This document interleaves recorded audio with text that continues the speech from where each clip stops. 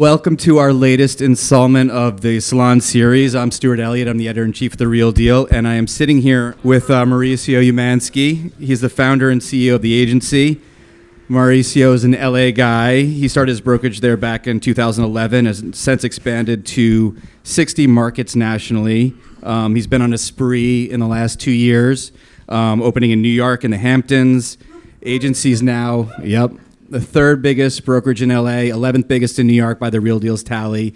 Seems like you guys have been here for a long time, but it's really only been a year or two. After this, can you guys make me top 10 just for fun? Or no? We still have to be number 11. I'll check with our research team.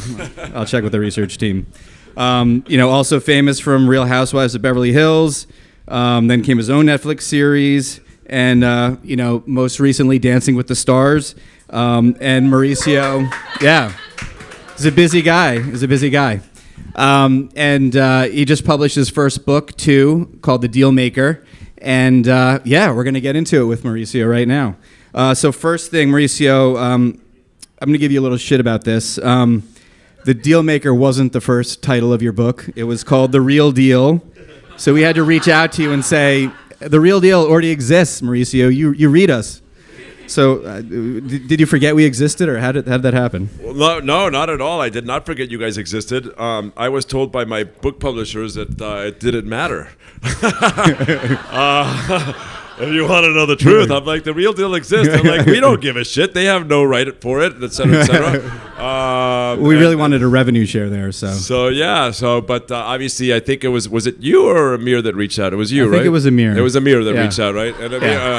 And Amir reached out, and we didn't make it too tough, right? We had one conversation about it. I changed the title, and full story is I reached out, you didn't respond, and then the attorney sent an email. You're like, let's chat.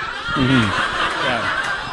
Well, just so you know, I didn't need the attorney's email. If I didn't reach out, it's probably because it went to one of my 2,833 unread text messages. Exactly. Hold on, where am I? Right. Sorry, 2,095 unread messages. So. Yeah. Does anybody if anybody wants a lead, please start answering my phone. So, yeah. Yes. First of all, this is participatory tonight, as you can see. Amir's chimed in. You guys can chime in from the audience. We try to keep this small format. And I also want to thank our sponsor, Jennair, for tonight, graciously sponsoring this event. So thank you to Jennair. And thank you to Yoav for reminding me more, as importantly. So this is a book that has a lot of insight about being a top broker. And, it's interesting to me how you talk about becoming a top broker, an entrepreneur too, the ability to read a room, the ability to jibe with people and make a connection. So when did you realize you had the ability to sell? Well, let me just say that clearly you guys have never danced here before, because when you're dancing 4 hours a day and you're exercising as much as I do, these chairs become super uncomfortable. Yeah. We start developing cramps everywhere we go. Like it's really crazy what happens with the legs, but I'll survive this thing. But you can do some stretching while we're here. I will. I'll survive this thing. Look, I was. The ability to read a room and the ability to sell are two of the most important things in life, and when you're talking about selling, right?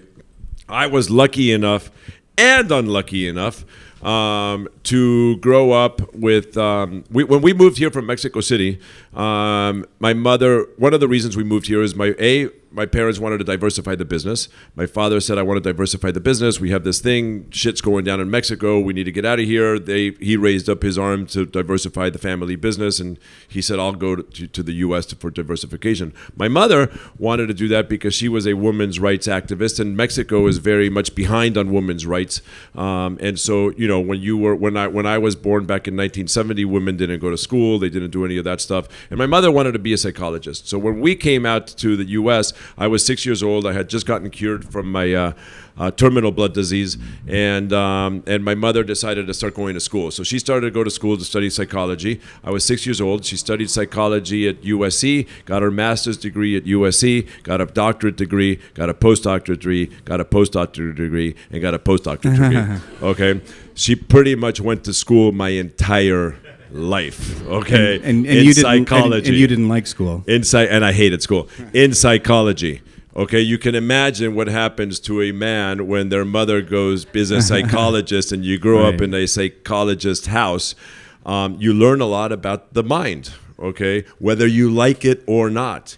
And so it was an extraordinary thing for me, actually, because what ended up happening is that I actually started to learn a lot about human behavior, about the mind, the way we act, about the way we react, about words. I would actually, believe it or not, even though I hated school, I was kind of a nerd when I was younger, and I actually read all her psychology books. And one of the reasons I hated school is I actually found it boring. And I did have that big ADD thing and all of that stuff, and I learned the concepts relatively fast, and then I just could never get to the test. I just fucking hated getting there.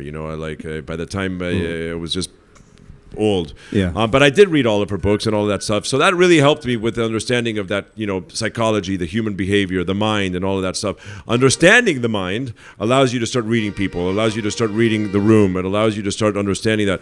But in order to do that, it's not only about understanding the mind, it's about being present. Okay, because it's very easy to have a knowledge and it's very difficult to be present and to be open to receiving and observing. So growing up, I did not write this in the book, but growing up, I used to play a game with my sister all the time. And the game was about, what did you see right now? And I would test her, what did you just see? And she would be like, well, I saw a tree and I saw a book and I saw a car. And I'm like, what was the license plate number?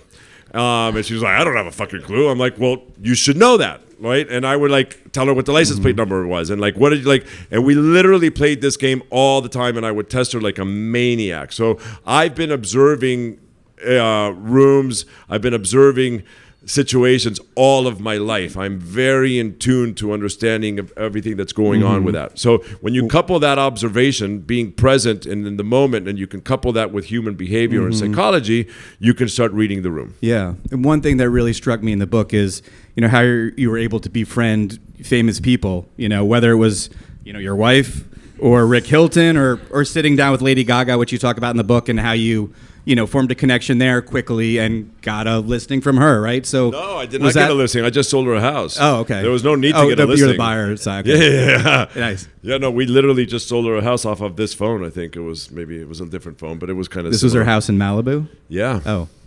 In the documentary that came out? Yeah. Oh, that's same house. Nice house. She's still living in it. I was literally back. Can I tell the story real fast? Yeah, yeah. Does anybody know this story? You guys all read the book? You obviously know it. Everybody read the book here. Yeah, whatever. Good job, Naomi. Great story. Las Vegas. My wife, Lady Gaga, was a fan of the Housewives. Called up all the housewives to film a music video. They filmed the music video out in Hearst Castle. They emptied the pool. That was a little bit controversial. If anybody's ever been to Hearst Castle, that's a big pool, and there is a lot of drought going on in California. Little controversial. Emptied the pool. Vegas. Cut to, hey, honey, let's go check out Lady Gaga. She has a concert. Yes, let's go. We went, checked it out. She gave us tickets, beautiful tickets. Right as the concert's ending, somebody comes up and they says, hey, Gaga wants to invite you to backstage to her locker room. I'm like, yeah, great. Go to the locker room. We're in the locker room. Hi, Kyle, how are you? I love you. I miss you. How'd you guys enjoy the show? Mauricio, I love real estate. Let's talk real estate. Boom, right away. Nice. I'm like, all right. This is pretty cool. I'm like, you just got off stage. I'm like, can we talk about how good you were? You were awesome. Nope, let's talk about real estate. He goes, well, I've never really bought anything big. I've never really done anything, important in my life from a real estate perspective. I'm kind of ready. I kind of feel, really good about this thing. And I'm like, well, what do you want? Right? What are you looking for? Didn't ask her what price she was. I'd never asked her budget. Okay. I never asked her what area. I just said, what are you looking for? And she said, well, I want space. I want paparazzi proof. I want to be able to have animals, chickens, dogs, this, that, et cetera, et cetera. And she was just describing what she wanted. And I literally, as she's describing it, and this goes back to my book and to everything I say, you have to have a complete knowledge of your market, because you never know when you're going to be in a situation in a locker room, okay, backstage, when somebody says what they want, and if you don't have that in your head, you're not selling the house, okay? And she's literally back there, and she's telling me what she wants, and I'm thinking to myself, oh my God, I have her house. Like, I actually know what she's looking for. And as she's talking, I'm pulling it up. I'm like, I was just here. Here's your house. And I pass her my phone, and she starts looking, and she scrolls, and she goes, She goes, I'm going to California tomorrow. Do you think I can see the house? I'm like, yeah. I go, but I'm taking off to Europe, so I'm going to have somebody pick you up. I'm going to have somebody take you to the house. I can't show you the house, but you'll get to see the house. Boom, I call up Santiago Arana. I'm sure you guys all know his name. It was his listing at the time. I call him up. I go, dude, I'm sending you a good client. You need to take care of her. You need to have her picked up. Like, get this whole thing done. Sure enough, picks her up, changes his whole day, cancels the whole day, does the whole thing, et cetera, takes her to the house. She still lives in that house today. Wow. Did she see anything else or just? She did not see anything else. Wow. And by the way, I never even did the showing. Right. There you go. Well, I think it was a lot of money for whoever asked how much. Exactly. So, I mean, you're not only conversing with celebrities, nonplussed by celebrities, but, you're a celebrity yourself these days. You got 3 reality shows, Dancing with the Stars most recently, you look up headlines that were published. There's been, I don't know, how many dozens of stories have been written about you in the past 24 hours. So just, one issues. too many. Yeah. So you had a recent Instagram post talking about your love life, a lot of stuff like that. Does reality TV take a toll, or how do you kind of view all that? Yeah, reality TV is tough, man. At the end of the day, the reality is that you just have to let things brush off.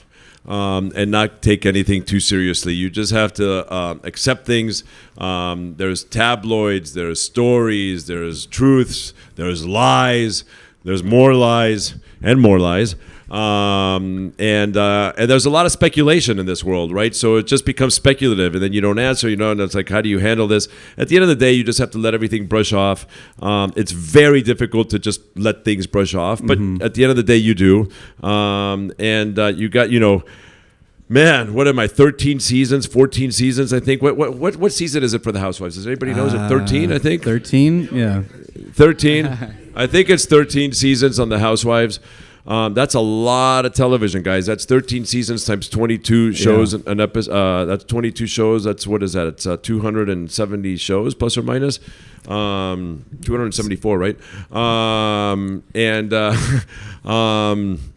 226. I'm all fucked up. My math's off. I'm not thinking. And then we got Buying Beverly Hills, and then we got the Dancing with the Stars, and that's just a lot of television, right? And so at the end of the day, you really do develop a thick skin, and you're able to just brush it off. It's not easy. It's really, really hard, but you just kind of have to. I mean, I was actually just in that room when you asked me. I was talking to my producer of Buying Beverly Hills, and she's like, all right, Mauricio, so how are we going to finish season 2?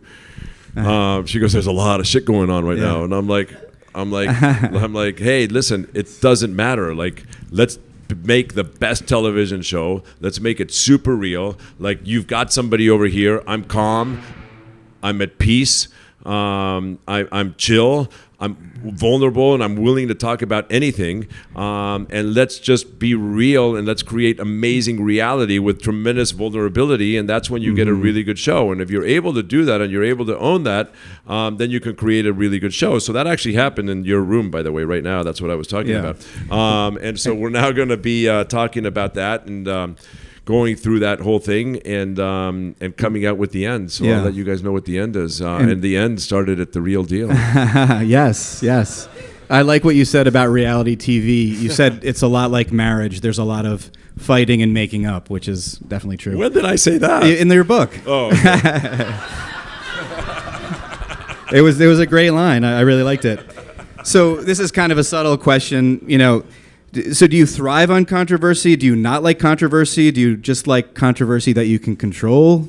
Because you don't like it when The Real Deal publishes a story that you don't like, and that might be outside. Hey, I the love. controlled I want to controversy. be clear about the Real Deal publishing stories. I love when you guys publish any story. I can handle anything as long as it's backed by truth. I do not like when there is stories that are not fact-checked and they're just written and they're just thrown out there like gossip. And I actually think, to be quite honest, that you guys have done an amazing job to stop that and change that and gotten way better. Back in the day, there used to be a situation where it was just written too fast and like not fact-checked and all of that stuff, and that did used to piss me off. But you fact-check. I can live by any fact that I do. If I make a mistake, I'm good with it. Write about it. Kick my ass. I'm good with it. I just don't like not fact-checking. That's all I'm saying. Right. Well, it seems like, you've really opened yourself up to being vulnerable in so many ways, right? On TV, and everything. So how do you kind of view fame in general? It seems like you mentioned this in your book. Wasn't that a movie from 1983 that took place in dancing down the street? Good movie. Fame! I want to live forever. Yeah. Was that what that was? I'm sorry. What were you talking about? What was it? Performing arts. Well, you mentioned in your book that you kind of, you forget you're on TV all the time. I forget all the time. I literally forget all the time. I don't view fame as a thing. I hate fame.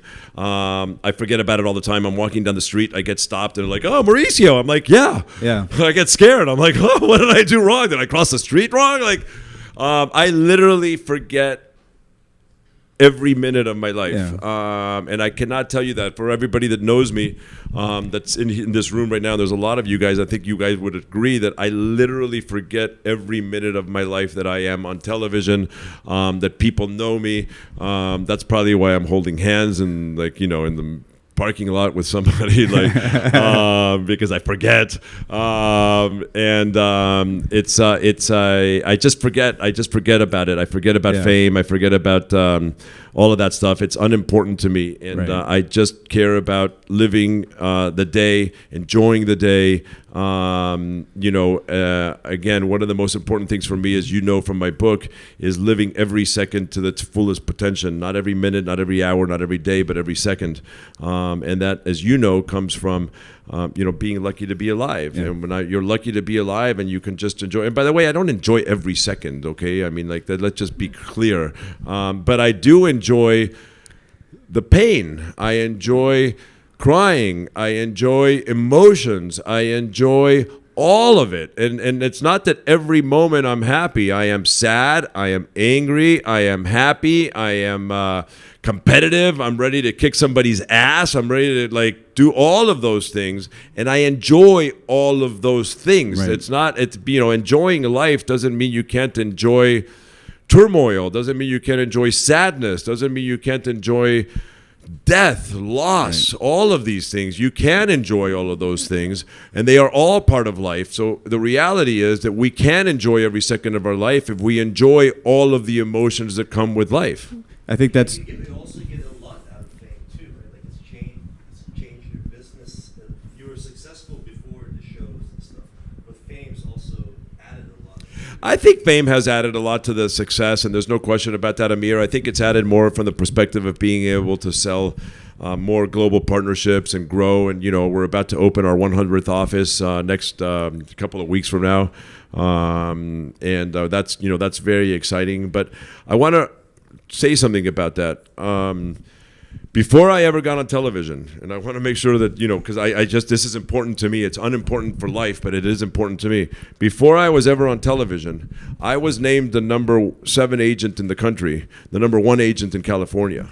Okay? So before I ever stepped one toe on the screen, I had already achieved the success, which is very different from a lot of the other reality stars that are out there in real estate. And I'm not going to name their names, but everybody else has achieved success that I know of and have reached pinnacles in their career, but it was due to television that created that success. Right. I did not do a show on television before I had become the number 1 real estate agent in California, number 7 in the country. So, yeah.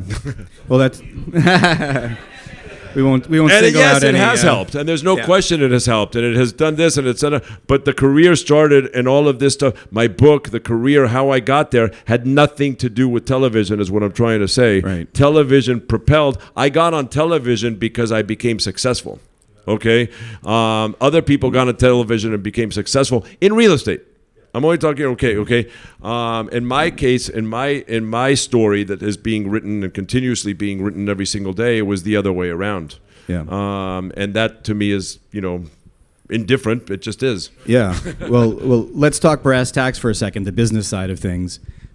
You've expanded to 60 markets now. What is kind of the... That's a lot, man. What's kind of the strategy there, and how are you figuring out which markets to go to, and what does the next 12 months look like? I just tell everybody that works for me not to tell me so that I don't get stressed. and you were talking about your joking. frequent flyer miles as I well. have all the frequent flyer miles on the planet. I have a dream. We're building a brand.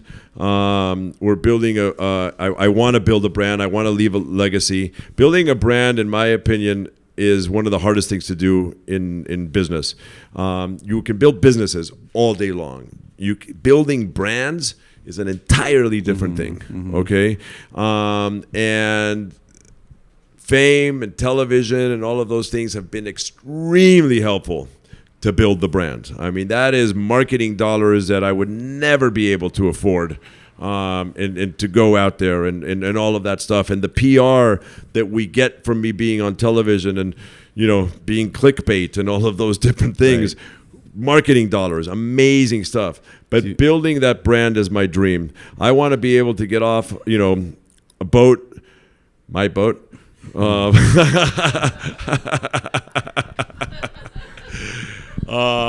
In Capri or in Saint Tropez, and see an agency right there. I want to be able. Is there an office in the south of France right now? Not yet. It is a luxury brand.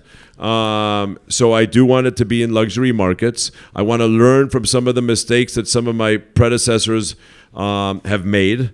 I believe in learning from the great things that some of my predecessors have done, and I believe in learning from the mistakes that some of my predecessors have done. I believe there's an opportunity to learn from everything, from whoever you look at in your own office, outside of your office, your own brokerage, whatever it is that you're doing. There is an opportunity to learn from the good and the bad from absolutely every action that you see. You don't have to only learn the good. You can learn the bad and not react to the bad. You don't have to make every mistake. You can learn from others' mistakes. Okay, we all learn from mistakes more than we learn from the good stuff we do. So period, end of story. What are some of the bads you see? From whom? Brokerage business. Oh, I'm not going to talk shit about anybody. You know that. No, you know me just, better I'm than not talking that. about specific people. I have never talked shit against my competitors. Nameless. Closing down offices right now. So you have Element. Everybody's closing down offices. You guys are opening offices. So We're going to start closing down soon. We got some offices that we will eventually. I mean, I guarantee the business sucks. I mean, I don't know if we are or we're not, but business is tough right now. Let's be real, okay? 1995 was the last time we saw business this bad. Mortgage applications are down to below levels of 1995, okay? That's the reality of life. So you have to make adjustments. We're very strong. We've got some strong financials. We have zero debt. We're all good on that. But we got to, if I throw away all the money, we're going to have none left, right? So we do have to be fiscally smart. And I don't know if I'm closing businesses. I'm kind of joking and I'm throwing that out there, okay? But my point is we are all having to be cautious right now. Yeah. Business sucks, okay? And you got to balance your P&Ls to whatever the business is out there. I use the metaphor of fishing, okay? We can go out into the ocean and we can have the best bait, the best boat, the best sonar system, the best everything. And if those fish are just not hungry and they're not out there, you're not fishing a fish, okay? I don't care what you got, okay? There's no fish out there to fish, okay? And right now, that is what's happening in the real estate market. There's just few fish. Okay, right. So the idea is, as a brokerage firm, you got to look at, success based on what kind of market share you're capturing, right? Are you winning the market share game. I can tell you we are winning the market share game, okay? So you start looking at different KPIs, okay? You start looking at at KPIs of like, what do I need to do to win? What do I need to do to come out better? What do I need to do to succeed so that when the fish come out to eat, because they eventually get hungry, okay? Every fish gets hungry eventually. When those fish come out to eat, are we the best positioned to catch the most of those fish? Right. Who has the biggest net? Yeah. That's what I care about. Yeah. Okay. When we were talking about earlier, you and I, about me going out and buying the 12 pages at the LA Times, and what would I do today in order to go buy those 12 pages of the LA Times? Well, I'm kind of answering it right now, right? I'm in a different state of my life. I set up my situation. I gain market share. I go this and et cetera, et cetera. Back in 2007, when I became the number one agent in California, number 7 in the country, what I did is there was a huge recession. It was the banking crisis. The world fell apart. The prices dropped by 35%. Transaction volume dropped by about 40%. We've dropped more this time, but the prices haven't dropped. That's why the market hasn't recovered. Different story, okay? And I was like, what can I do that's contrarian? What can I do to go win market share? Because guys, we are in a recession. And I want to be clear, there's a lot of real estate agents here. If there's one thing that you take away from today, the recession is an opportunity for a market change. Any recession in this world, the only thing that happens in a recession is it's a transfer of wealth from one group of people to another group of people. Right. That is what a recession is all about. Well, we'll talk about individual markets in a second, but like the LA luxury market sucks right now. So what I'm trying to say to you is that you have an opportunity to redefine your market share, and you have an opportunity to whoever you think is number one in your city, in your state, in your country, and wherever it is, you have an opportunity to go gain market share from them by differentiating yourself from them. And this is the time to gain that market share. And when those fish come out to eat, okay, you're going to have a bigger net. And that's when you have an opportunity to be the winner and to come out ahead. Not when things are good. When things are good, everybody's winning, and everybody's, they're giving the listings to the big boys and to the mom and the pop and the aunt and the niece and the girlfriend and whoever has a license, because clients think the house are going to sell themselves. Mm-hmm. Today, the house is not going to sell themselves, and they are looking for people that can help them sell their house. They still need that. Now they're looking for the experts. Now they're looking for the opportunity. No joking aside, guys, this is the opportunity to differentiate yourself. Right. Well, that's fine. Beyond recession, no recession, I mean, there's other challenges, you're seeing right now in the brokerage business. I think one of the big ones is everybody's watching this National Association of Realtors lawsuit in the Midwest. So it basically is going to, they want to decouple potentially buyers' commission from sellers' agent commission. What do you make of that? There's some numbers being thrown about that, like, it might lead brokerage revenues to drop by 30% if it goes through. Like, how significant do you think it would be? I think it's extremely significant. I think it sucks. I think it's a major issue. I think it's a major issue in the country. I don't think it's right. I think that, in essence, we are still, the buyer and the seller still have the right. I personally think we should all leave NAR and create our own coalition. I just said it. And I think there's some really great opportunities, to do that. And there's some, I don't think NAR gives us anything. Yeah. And also, I know you've been involved in some New York organizations too. You want to talk about that? I haven't even had a drink, guys. Yeah. So what should Is this all on the record? Yeah. You haven't said anything too controversial. So what do you think the industry should do? In New York, you're part of this new brokerage lobbying group. Well, if I could get all these other CEOs that I've been calling to return my calls, I might be able to get some things done. Yeah. Like Robert. Hey, everybody, return my call. Who are we talking about? Robert Revkin? Everybody. Howard Lorber? Everybody. All right. Well, I want to ask too, speaking of, so you started the same year as Compass, and they had a couple $1 billion. You had $1 million, and you bootstrapped it. And Compass, they had the luxury of all that money. You kind of grew it up organically. What do you make of Compass now? I mean, obviously, it's they're not. You must be happy they're not paying out equity bonuses to recruit people anymore. Well, I think that there's many ways to get somewhere, and Compass today is the largest brokerage in the country, and that's amazing. I mean, that hats off. They accomplished something extraordinary. They are the largest brokerage in the company in the country right now, and they are still paying people, and they are still doing all of that stuff. I can tell you that for a fact. Are they still aggressively recruiting? They are still aggressively recruiting. They are still paying. They are saying they're not. They are 100% still paying. There is no question about that. And my whole thing on that is just own whatever just tell the truth. Particularly if you're a public company, you should definitely tell the truth. But I think that what they've done is amazing. I think what we've done is amazing. We've grown two completely different ways.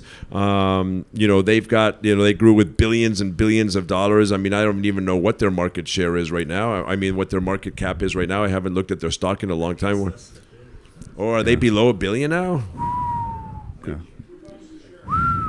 How much? $2 a share. That's less than $1 billion. So that's let's buy it. Yeah. Hey, I mean, leverage buyout. I smell a buyout. Right. You get all the brokerage CEOs together and do an LBO. That'd be cool. I don't know. And they have they've done some incredible things, but they should be honest about whatever it is that they're doing. They're still paying out. But hats off to Robert. Honestly, he's built the largest brokerage firm and by the way, when the market changes and all of a sudden everything starts changing and everything starts going up, he might, his net might be the biggest. Yeah. I don't know. Okay, I cannot tell you about that. I can only look at what we're doing. I don't like to look at our what our competitors are doing. If anybody knows me, you will know that I will never talk bad about a competitor.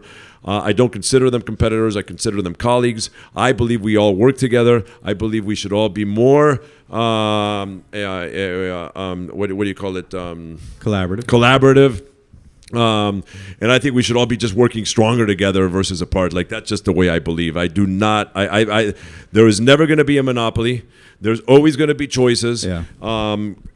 Customers and clients will want choices. Agents will want choices. Everybody wants choices. That is not happening. So let's just learn how to work together. Yeah. That's the bottom line, and we can all be great. Yeah. That's the way I see it. And there's just different flavors of ice cream in an ice cream shop. Yeah. We grew with $1 million. That's I mean, we're about to open our 100th office. I think we're going to do.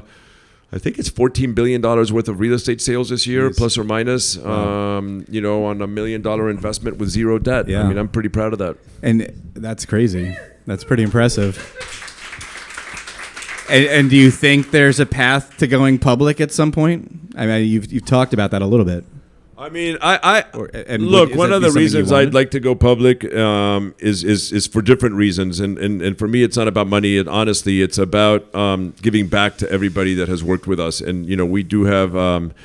I want to continue to own the company forever. I'd love to have an opportunity to have some liquidity from that perspective and be able to do that. But I also know that the people that have worked for us and have put so much effort into it, if there's a way that I can actually give back to them through a proper channel, and the only way I know to give back is through a public, way, then I would love to do that.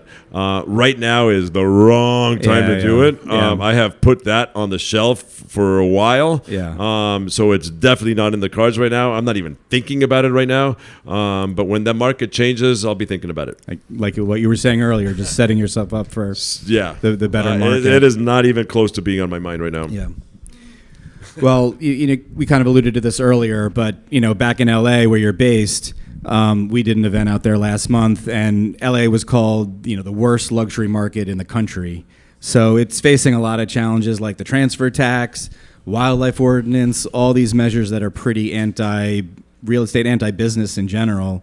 Like, do you want to talk about what's happening in LA right now? Should I announce my running for mayor right now? Yes. So it's like, would that be the right moment? Is this the moment to start running for mayor? I mean, you should probably be in LA, but So basically in LA, and Mauricio could probably describe this better than me, back in April, they instituted a 5% tax on transactions over $5 million, which is... And it actually goes up from there. It starts at 5%, and it goes up to 8 million. It's 5.5. 10 million. It's 6%. 15 million. It's 7%, and it just continues to go up. It's a humongous mansion tax. It's a real mess. They really screwed this thing up, and I'm not going to sugarcoat this thing at all.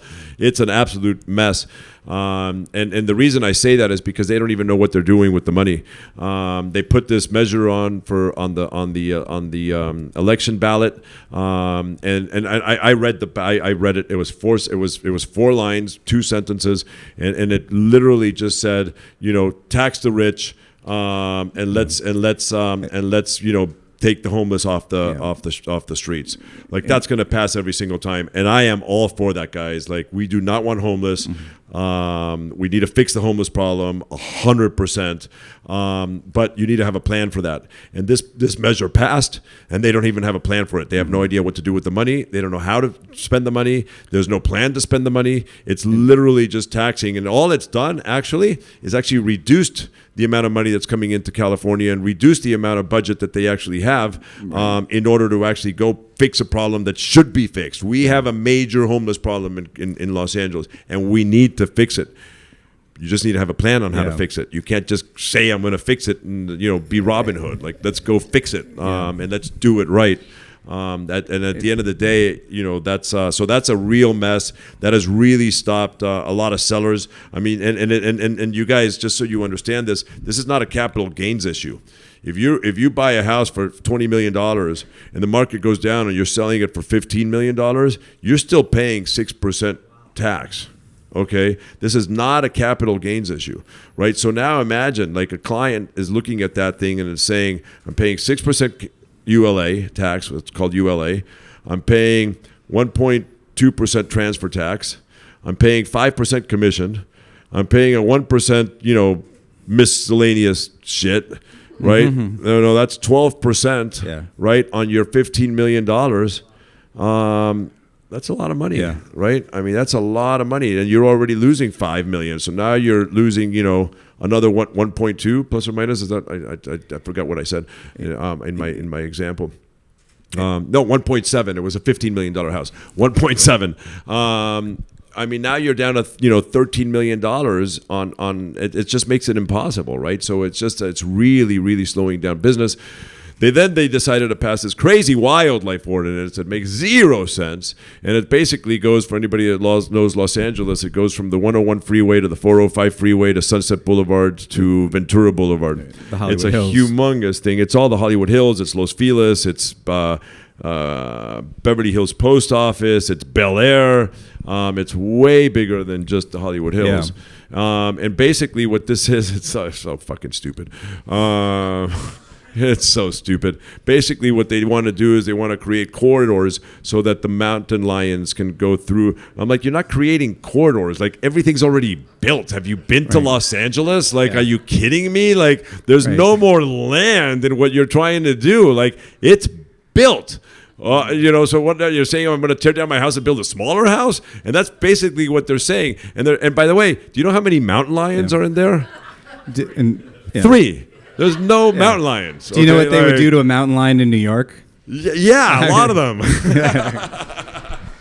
So there's more mountain lions in New York than there are in the hills. So I'm curious. It seems like there's a pretty anti-business sentiment in LA right now. The real estate industry was kind of caught unawares by that in LA to some degree. Like, when you're in New York, how do you kind of compare, like, the business community or doing business in New York versus LA? Like, what do you look? It's all this. It's not all the same. New York is a very pro-friendly. Look, you guys have some pretty fucked up politics here as well. I mean, there's no question about that. Laura's just like, what is Mauricio doing today? Like, I'm sorry, Laura. You're gonna have a hard job tomorrow. Jonathan, you too, buddy. It's a mess. It's there's no question about that. But people like to do business in New York. That you go out on business meetings, you go do all kinds of different things. Like, there's LA too, Dallas. Dallas is a pro-business city right now. Yeah, Like totally. if you want to see a pro-business Yeah. city right now, it's Dallas. That is 100% a pro-business city. Everybody's collaborating. People are moving, mountains. That is a fun city to be doing Those business guys are in like right now. hustling. Florida as well, Yeah. Miami, Palm Beach, all of that stuff also has, a lot of that stuff. But yeah, LA and New York are tough right now. Yeah. Well, anybody jump in with questions? I think we have time for one or two more. So, you're in all these markets. Are we going to see buying London or buying Miami next? Or I you gonna hope roll out so. the I mean, if you franchise? guys all watch Buying Beverly Hills and you like it, we will definitely see another buying franchise somewhere. But I need one more solid season before I can be talking about that. Why one more solid season? Why not? Okay. Why not do it now? From reality TV? Ask me again, my Do you man. think you would ever retire from reality TV? Oh man, will I ever retire from reality television? Yeah, for sure, one of these days, but not tomorrow. Not right now. Cal. You talked a little bit about NARC. Is there anything you can say about Rex and that whole situation? So I'm a little tied up in what I can talk about NAR, just to be clear. I mean, for everybody that's read and everybody that knows, I'm in the middle of an antitrust lawsuit against NAR. And so I really, and depositions are this week. So I really can't talk much. And as you can tell, I'm ready to talk about anything, but I'm going to keep my mouth shut on that one for now. My attorneys might kill me. I'm probably getting text messages right now. Yes. What did you learn in ballroom dancing when applying to the state? Oh, good question. Oh man, that is. Well, I don't know if I can apply it to real estate, but I can apply it to life. Okay, and one of the things that I've done with ballroom dancing is that I have put myself. We all read all these books. Okay, I've read a lot of them.